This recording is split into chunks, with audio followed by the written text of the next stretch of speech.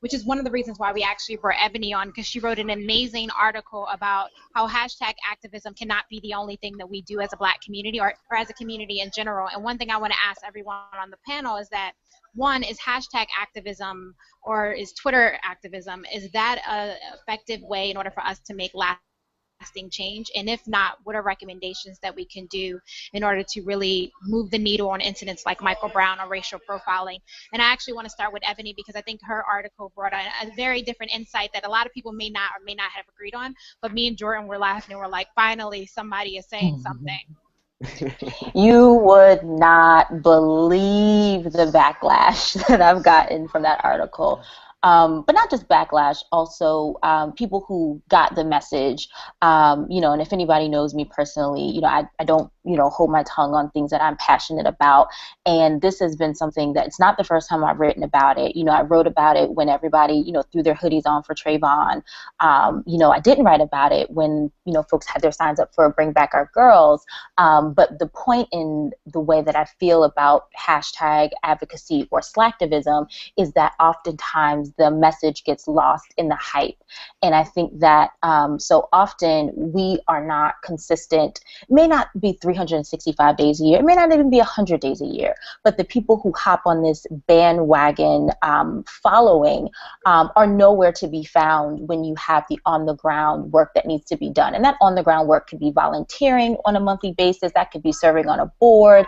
That could be donating. It could be anything. However, when you just hop on something because it's popular, then how that comes across to me as somebody, you know, and everyone who's on this panel today who's doing work in their communities, whether it's the arts, whether it is through social media, and that's change.org, you're taking that online action and you're putting it into action offline. And it's not just, okay, I'm going to show up at a protest and hashtag it at Instagram and look at me, look at me. I think that's the part that's disheartening, and that's the part that has me really, really frustrated. And when I said I'm not marching, I didn't mean that I'm not a part of the message and I'm not, you know, here for the solidarity. What I meant was I'm not going out there marching in the chaos. I'm not going out there to get arrested because another life is not worth the sacrifice that this young man has already had to have. And so I think that when we do things, when we react emotionally, right, like kind of in a relationship when you get mad and you're like, you know, you kind of have your moment, you kind of look back and you're like, oh man, maybe I should have taken time to think about it, you know. And the last point in my post was, you know, I'm going to sit back, watch, and plan. That didn't mean I wasn't doing anything. That means that I'm going to take my time and see how this thing plays out, because guess what? 2 weeks from now, 3 weeks from now, everybody who has something to say, everybody that's been on this hashtag bandwagon, you're not going to be able to find them. They're going to be back at work, back to their regular lives, the same way it happens every single time. And not once has any of these situations proved to be any different. And so I hope that, as you said, Nate, I hope that this provides a long-term solution, or at least a long-term decision to be active. And, you know, folks are upset because they're like, oh, well, you're saying people to do nothing, you're encouraging people to do nothing. No, I'm not saying for you to do nothing. What I'm saying for our generation who lack patience, who, you know, are very reactionary and emotional, is to take a step back, because everything you're seeing on television right now, that's chaos. Nothing can be orchestrated in a space of chaos, you know. And I think that if you're talking about police and the reason why they react the way that they do, that's not to say that we are barbaric and we're animals, because we're not. But if that's how we're acting, then that's how they're going to respond. And people may not want to hear that.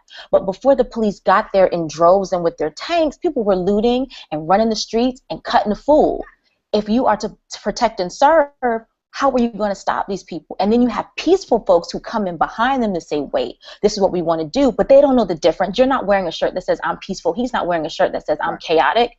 You know, they're not making that distinction. And so I think that it's important that for once we wait and see what's going to happen before we jump on the bandwagon.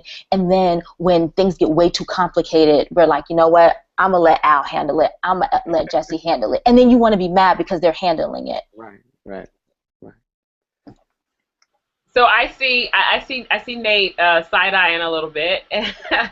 So I want to give you time to talk about that, because that is definitely a different perspective, especially as a millennial. Because hashtags, Twitter, like that's our thing.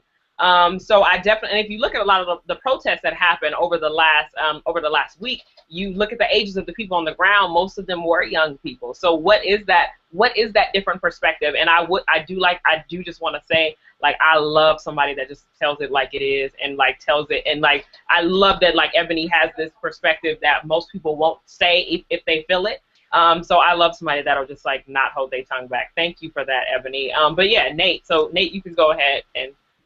Yeah, no, thank you, Ebony. I mean, just like Jordan said, I mean, that perspective is, I mean, it's beautiful and it's great, you know, for someone to be honest about that because, you know, like you said, I mean, you could get so caught up in the hype. But, you know, I do think there is power in social media with awareness. But like you said, how do you sustain that? You know, for Trayvon Martin, you know, we have hoodies and, you know, through social media, you know, everyone may simply, you know, take a picture on Instagram and have their hoodie up.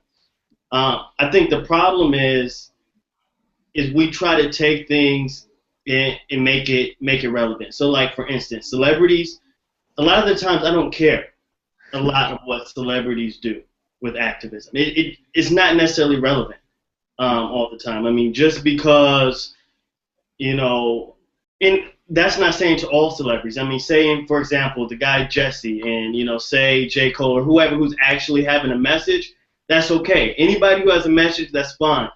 But to gather people who are kind of just saying stuff and hashtagging it or saying this celebrity said something, so we need to take their, you know, opinion as valid or valuable, is ridiculous. So you can't. I agree with my brother. I agree with him. Yeah. I agree with you. Because I lost respect for like four of my, I don't want to say my favorite celebrity, but at least four celebrities. And I'll say their names because I don't care. Keke Palmer, whom else? B.O.B., T.I., and I think there was one other. And their remarks and just their activism just irked me to the point of no return because I saw a picture of Keke Palmer yesterday wearing a miniskirt while she was marching. And I'm like, bruh, like, Coretta wasn't even having no heels on, like marching with Martin. Oh, she might have had some like wedges or something, but nonetheless, it's important to know that like she said she was grilling everyone on the ground of like, you guys, we need unity, we need peace, and then 4 days later, she's trying to DM one of the witnesses of Michael Brown, like, can we meet? Can we talk? I'm in Ferguson. No, this disingenuous faux celebrity response to Michael Brown has to be dealt with. And I got some feedback today, and I said this very clearly. I said, if your celebrity or your favorite celebrity hasn't mentioned Michael Brown or Ferguson in the last week, they are out of touch with you, and they are out of touch with themselves in the United States of America. And I'm stepping up for it. So I agree. And I don't. disagree. No, Let me say wait. this, Jordan. No. I started talking first. So let me say I agree with part of what Ebony said, and that's I don't think Twitter activism can be the only thing we do, but I do recognize that there's a role for everyone. And if you can only tweet, if you only want to tweet, I think there's value in that, and I think it might get the message or it might make somebody aware who may not have known about Michael Brown previously.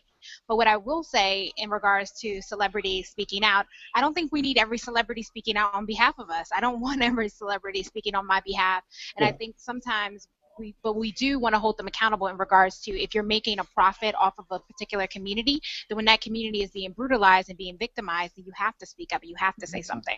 Excellent. Now you can talk, Jordan. Oh, go ahead, Jordan. Well, I was gonna say the same, that like, but I would probably say that because my favorite celebrities might not have had said anything yet. But a lot of times celebrities don't say anything because when they do voice their opinion, they get so much backlash, and they're scared to because we expect them to talk like there's some activist that's on the ground that should know every single thing that has to do with that issue, and we can't expect that. I think one of the reasons why we created GenYnot was so that young people can talk about politics, and you might have a crazy perspective on one thing, you might have a not so educated perspective, but it affects you, so you should be able to have an opinion about it, and I think we should hold that to celebrities as well. I don't want Kanye West to be able to talk about political issues like Melissa Harris Perry does. I don't want him to be able to talk about it like a poli-sci professor does, and he shouldn't have to. But he's a person; he pays taxes. They should be able to be a part of these conversations, and they're all just different perspectives. But you don't have to be politically correct. Like what's happening right now in Ferguson, people are frustrated. So all those people that are out there and looting or whatever it may be, like we're talking about just frustration. People are sick and tired of being sick and tired, right? And so when we're talking about separating who can speak, whether you're an activist, whether you're a celebrity, or whether you're just Andre from the street, like, what Jameer was saying is the good thing about, social media is that people have a voice, right? And whatever your frustrations are at that moment, you may not live your life like we do. We're here to organize. We're here to be activists. We're here to really kind of be the leaders in this. But what we gather from all those voices are the people's frustrations, the people's anger, which gives everybody a voice. So with being able to see that, it's our job to see that and sustain it. It's not everybody else's job to sustain the message. It's between us as, hey, look, I'm a leader. Everybody here on this conference call is a leader. Of course, they're going to forget about it next week. Of course, if we leave it in the hands of some celebrities, they're going to think of something else tomorrow that they have to be, think about. But what I think is very powerful is that I've been seeing a lot of pundits and a lot of activists, be more leaders on social media more than ever before. And individuals are now starting to follow them to see where the conversation is going. Excellent. And that's building. And once we build that, they keep the conversation going because the media, CNN, may not necessarily be telling the story right. So if you're looking at the live stream, and you're looking at these change.org petitions that are going through Twitter, and you're seeing like these individuals who are at the heart of this or on the ground, then, you're finding way more info than you are from some media outlet who may be spinning it, right, for their own audience. So it works both ways, We we sustain it, but, we have to be the leaders of that. And I don't see, that's the thing. So as leaders, I think we sustain it innately, right? So whether or not we use the hashtag Trayvon, Mike Brown, whatever we may do, you're sustaining it in the work that you do with young people.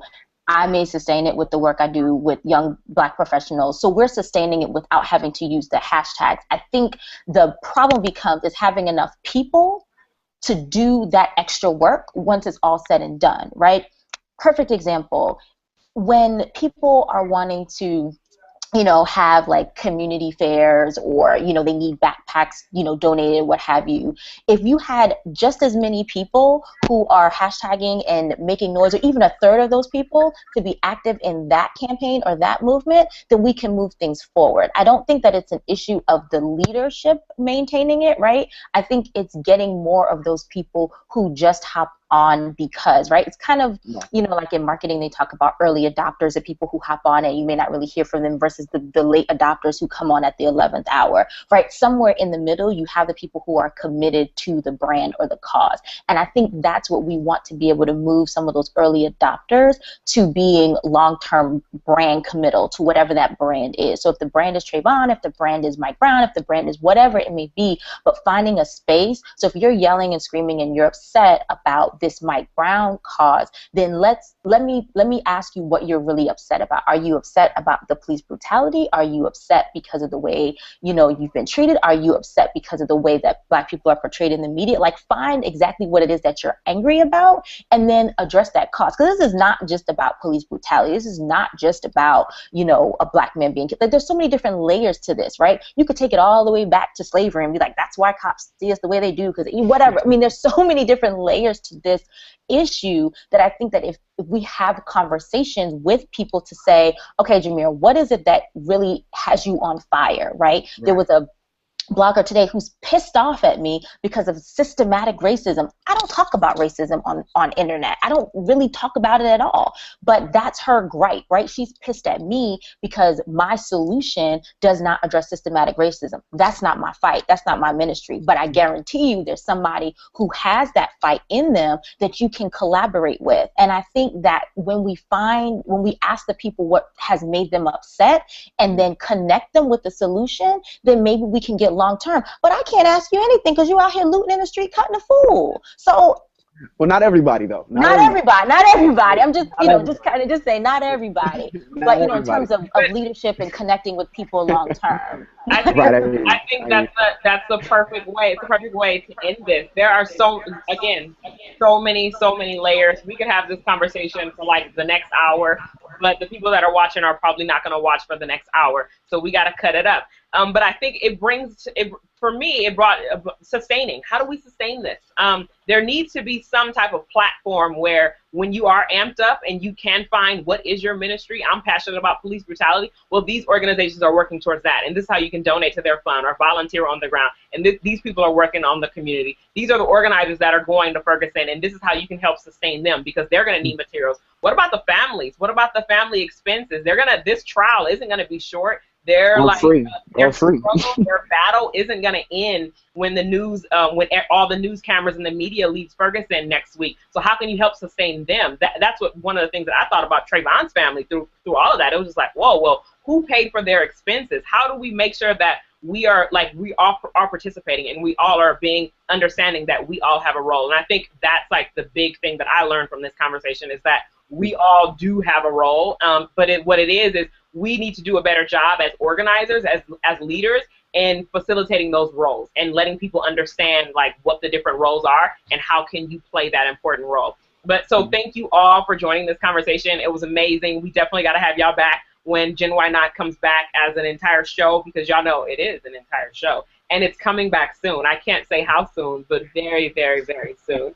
Again, thanks for tuning in to this special episode of GenYnot, and shout out to all of our guests. This was like really amazing. Loved the different perspectives that we brought to the table. To find out more information about GenYnot, check out our website at thegenynot.com and follow us on Twitter, GenYnot Live, and be on the lookout for our upcoming season because it's coming. All right, say bye, y'all. Bye. Bye, y'all. Nice to see y'all.